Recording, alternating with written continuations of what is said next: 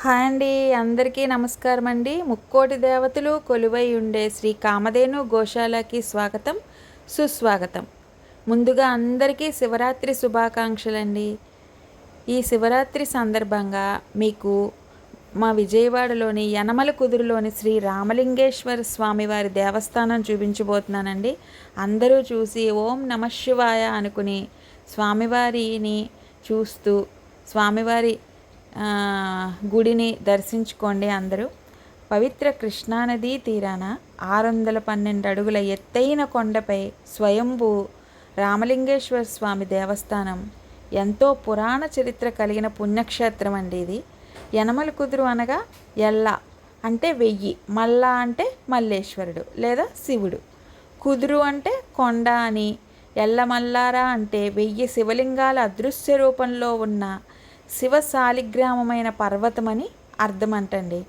ఎల్లా మల్లార కుదురు అని పిలువబడే యనమల కుదురు నందు 1000 మంది మునులు తపస్సు చేసిన పవిత్ర స్థలం కనుక 1000 మునుల కుదురు అని పిలిచేవారు.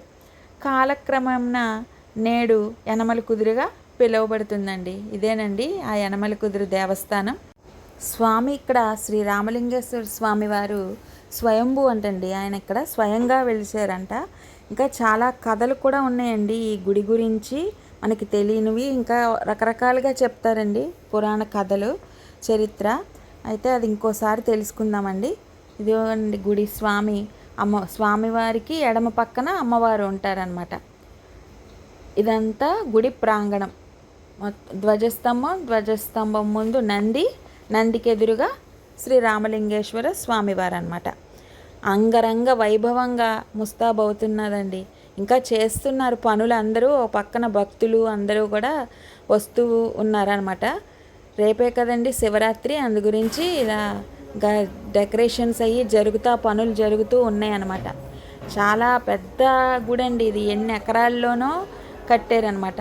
మేము ఇదివరకు శివరాత్రికి వచ్చేవాళ్ళం, లేదా ముందు రోజు వచ్చి ఆ రోజు శివరాత్రి రోజు దర్శనం చేసుకోవాలంటే పెద్ద గగనం అన్నమాట. ఇక్కడికి రావాలంటే అసలు ఈ పైకి కూడా మనం రాలేము. ఆ రోడ్డులో బయట నుంచి కింద నుంచే కొండకి ఎక్కకుండానే వెళ్ళిపోయిన రోజులు ఉన్నాయి ఇదివరకు.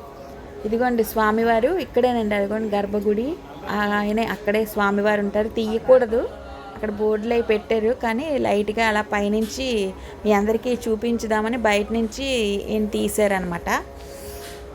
అయితే ప్రబల ఊరేగింపు ఇంకా చాలా అంగరంగ వైభవంగా జరుగుతుందండి రేపు శివరాత్రి వేడుకలు, ఉత్సవాలు, తిరునాళ్ళు అంతా కూడా. భక్తులు చాలా రద్దీ ఉంటుంది అనమాట. రేపు ఉదయం నుంచి ఎల్లుండ ఉదయం దాకా కూడా చాలా బాగా రద్దీగా ఉంటుంది అనమాట. ఈ గుడి ప్రాంగణం నుంచి బయటకు వచ్చేసి ఇక్కడ ఇంకా చేస్తున్నారు వినాయకుడిది. ఎక్కడో పెడతారనుకుంటా. ఇది ఇంకోండి పూలతో అలంకరించారు.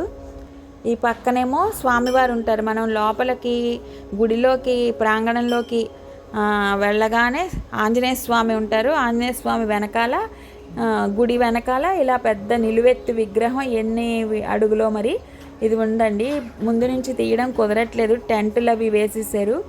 చూడండి ఎంత బాగున్నారో స్వామి. ఓం నమః శివాయ అని గుడంతా కూడా మ్రోగిపోతుందండి. ఆ నామస్మరణతో ప్రశాంతంగా చాలా కన్నుల పండగగా ఉందన్నమాట. అసలు అక్కడి నుంచి రావాలనిపించలేదండి. గుడి మాత్రం మేము వచ్చినప్పటికి ఇప్పటికి చాలా డెవలప్ చేశారనమాట. చాలా బాగుంది.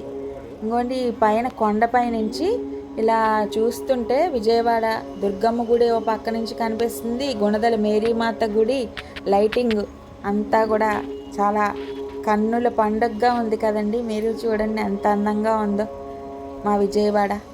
కళకళలాడిపోతుంది అనమాట. ఇదండి ఈరోజు వీడియో. బాయ్ అండి.